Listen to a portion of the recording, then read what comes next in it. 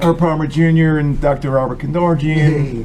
We're hanging out in Morristown. On Friday the 13th, 2020. Yeah, you know, November. It has nothing to do with, if you want to be scared, be scared, but it's... I kind of like the number 13. Well, I won a 2014 smart car on the number 13 at the casino many years ago. So anyway, we were talking a little bit about this topic. It's you might find it interesting. We find it interesting. So we were talking the other day, and I said to Robert, about the topic of faith, and I said, Jesus didn't have an expense account. His currency was faith. That's pretty deep, right? It's like, he didn't have a car allowance. He didn't have to pay auto insurance. I don't think his donkey cost anything. And he just traveled around the country, and he spoke the word. He spoke the truth. And if people listened to him, they listened to him. They fed him. They let him stay for the night. And if they didn't get what he was saying, he kind of washed the sand off his feet and he kept moving on. Don't you think, as an example, he restored people in their faith? Because he was an example. He didn't feel that he needed to accumulate materialism. Exactly. And actually, I always feel that materialism is a product of spiritual poverty.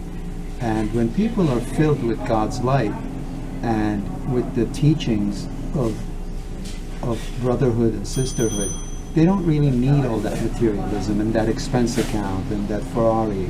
So, not that anything's wrong to have those things. Exactly. It's kind of neat. It doesn't fill up the faith. Well, no. But here's the thing. Let's say you have the faith piece, and you're totally in peace, and you know your mission on the planet, and you're fulfilling it. Chances are you're actually going to get the Ferrari and Lamborghini because now you don't need it or want it anymore. It's just sort of, if that's something you want. Now you may want to ride on a donkey if you want to. I would choose the Ferrari. On a highway, that would be good. Right. So, but really, it's about the faith piece. Well, that's what I was just going to, the faith piece. Because for me, the last couple years, the universe has just kind of grinded me down. Because I had to get some lessons. I love what Les Brown says. He says, when you fall, you want to fall on your back. Because if you fall on your back, you can look up. And if you can look up, you can get up. And that's the faith piece. It's knowing that what's happening to you is not who you are. It's just an experience that you're having. So just because you perceive it as good or you perceive it as bad, it's just an experience. And if you're having an experience, you can create a different experience if you get the lessons. Really, for me, it comes down to what are the lessons? Exactly. What are the lessons? Right. What are the lessons? Are you willing to do the work to heal and get the lesson? Right. Because most people aren't, actually. They're not willing to do the work. They want to blame that boss or this job or that or the economy. So they want to take the responsibility away from them and put it on some other thing or some other person. And you don't get the lesson when you don't take the responsibility. Right. Agreed? Agreed, absolutely. I mean, the lesson is important. Sometimes the lesson may be to feel remorse, to feel a sense of accountability, or to not allow others to abuse us. Exactly. And step into our courage. Or our power. Right. Yeah. And I think when we have faith, we're not going to be afraid to do what's right for ourselves. Right. Yeah. And not know. So that's the thing with faith. You take the step, and you don't know where the step is going to lead you. You don't have the exact answer. That's where the head comes in. Like in our brain, we want to know exactly what's going to happen. Well, we don't know exactly what's going to happen. Yeah, real faith is having faith in the unknown. Exactly. That it's like a child, right? Like it turns the corner without necessarily needing to know what's around the corner. Right. And that's for me at least, that's really deep faith, is when we can be okay with the unknown. With not knowing. Not to say we don't plan. Right. But we plan, but at the same time, we surrender to the unknown. And also, super trusting your intuition, super trusting your gut feelings. Right. For me anyway, that's a key to everything. To direction, really. It's right. It's just knowing what the right feel is for me. Right. Yeah. Trust. Yeah. When we trust our intuition, then we're going to be directed in the right way. Right. I've always said, I wrote that in my book once. It's a happiness. At least for me, right? My definition of it. Happiness is making good decisions. And I think I read that in your book. right. I remember.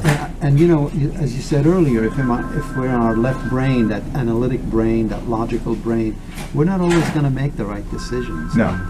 And therefore not be in our happiness. But how do you feel, like, let's touch on something. How is faith and intuition connected? Wow, that's a good question. For me, it's the same kind of piece. It's like both. Like, for me to operate, I need both. I need both very strong.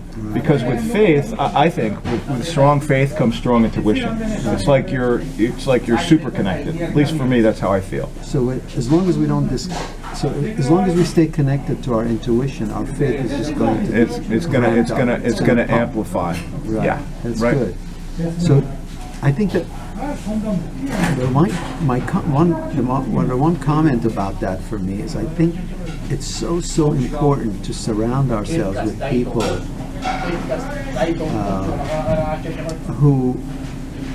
whose presence amplifies our faith. Exactly. Because you know, there are times when you're around certain people, your intuition isn't really Increase- working. right, It's not that's really correct. working because they're in a negative space. That's and correct.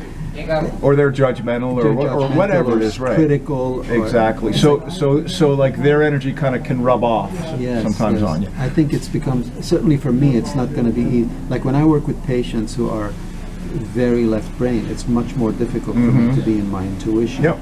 And so I think it's really important to choose our friends and Absolutely.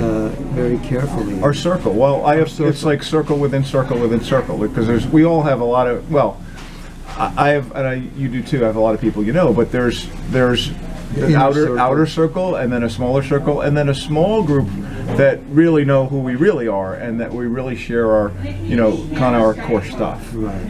Because and when we're around people like that, our intuition is usually The highest. in a very good place. exactly. Yep. Exactly. So when we're honoring our intuition, our faith increases. I think that was the point we Yeah, wanted to make. I absolutely agree. That's good. Yeah, good stuff. So thanks, you guys. Thank you. Please. Thanks for listening. Please like and subscribe if you like the content. drrobertheals.com is your site, right? Right. You can And find. I actually want to share my podcast with people. I've done Okay. like 7, 8 podcasts, and I'm doing more.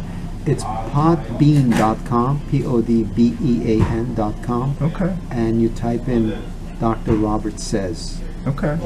DOCTOR, Robert Says. I'm actually enjoying the podcast. I want to do more. Where of are that. you filming from? I'm not filming. Or It's an audio. Ah, okay. It's not video. It's Okay. audio. Where are you recording from? Your house? From or my house. Okay. Yeah. All right. Cool. Thank you for listening. Thanks, you guys. Thank you, Herb. Absolutely, brother. Always a pleasure.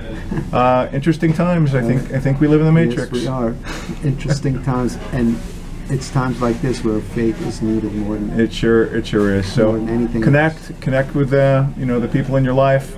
Love the people in your life. Make sure you tell them, and have an awesome and amazing day. and that stay with that inner circle. Exactly.